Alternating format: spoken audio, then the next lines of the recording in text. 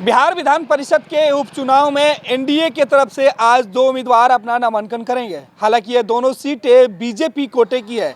एक सीट पे बीजेपी के तरफ से शहनवाज हुसैन जो पूर्व सांसद हैं वो नामांकन करेगा, वहीं दूसरे सीट पर बीजेपी के जो सहयोगी है एनडीए में, जो दूसरी अलायंस की जो पार्टनर है, वीआईपी के जो अध्यक्ष हैं मुकेश सहनी, वो अपना नामांकन करेगा। हालांकि विधान परिषद के इस सीट पे सबकी निगाहें टिकी हुई है। हालांकि यह जो सीटें खाली हुई है वो एक विधान परिषद के जो नेता थे सुशील कुमार मोदी, जो अब राज्यसभा के सांसद हो गए हैं, बिहार के बड़े नेता थे बीजेपी के, उनके राज्यसभा में जाने की वजह से यह सीटें खाली हुई है। दूसरी जो सीट है वो विनोद नारायण झा, बिहार विधान परिषद के सदस्य थे, बिहार सरकार में मंत्री थे।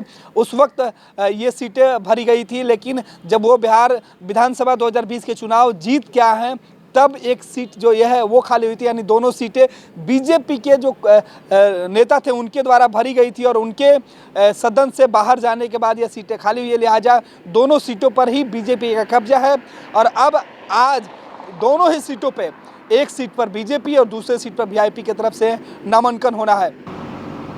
इन दोनों उम्मीदवारों के नामांकन के वक्त मुख्यमंत्री नीतीश कुमार, उप मुख्यमंत्री तारकिशोर प्रसाद और उप मुख्यमंत्री रेणु देवी के अलावा बीजेपी के प्रदेश अध्यक्ष डॉक्टर संजय जायसवाल भी मौजूद रहेंगे।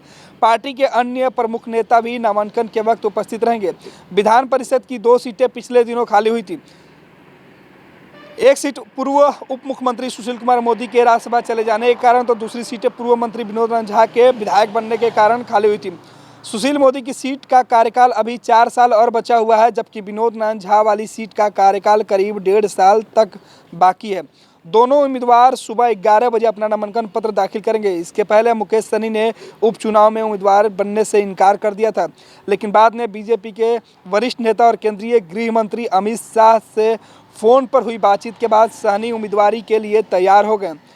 अमित शाह से बातचीत के बाद मुकेश सहनी ने कहा था कि एनडीए में सभी लोग एकजुट हैं और बीजेपी उन्हें जिस सीट पर विधान परिषद भेजेगी वो इसके लिए तैयार हैं। यानी विधान परिषद के उपचुनाव को लेकर सियासत भी खूब हुई। एनडीए के अंदर ही जो वीआईपी है उनके अध्यक्ष मुकेश सहनी ने एक बयान देकर सनसनी फैला दी थी कि वो कम दिनों के लिए विधान परिषद के सदस्य नहीं बनेंगे।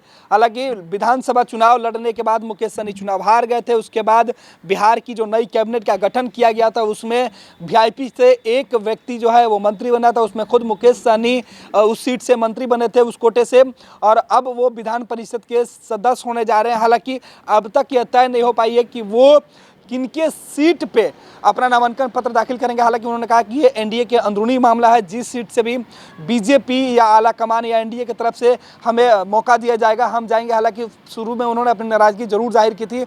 इन सब के बीच ये कयास लगाए जा रहे थे कि एनडीए के अंदर एक बार फिर से जो चर्चा है गठबंधन को लेके वो सामने आया था कि मुकेश सहनी नाराज चल रहे हैं। मुकेश सहनी को मनाने की तमाम कवायद हुई और उसके बाद अमित शाह से बातचीत के बाद मुकेश सहनी मान गए। देखिए आज नामांकन के वक्त मुकेश सहनी क्या कुछ कहते हैं। साथ ही साथ बिहार विधान परिषद की इन 2 सीटों के लिए नामांकन करने वाले उम्मीदवारों के बीच एनडीए के अंदर क्या कुछ हलचल, उन तमाम खबरों पर हमारी नजर बनी रहेगी।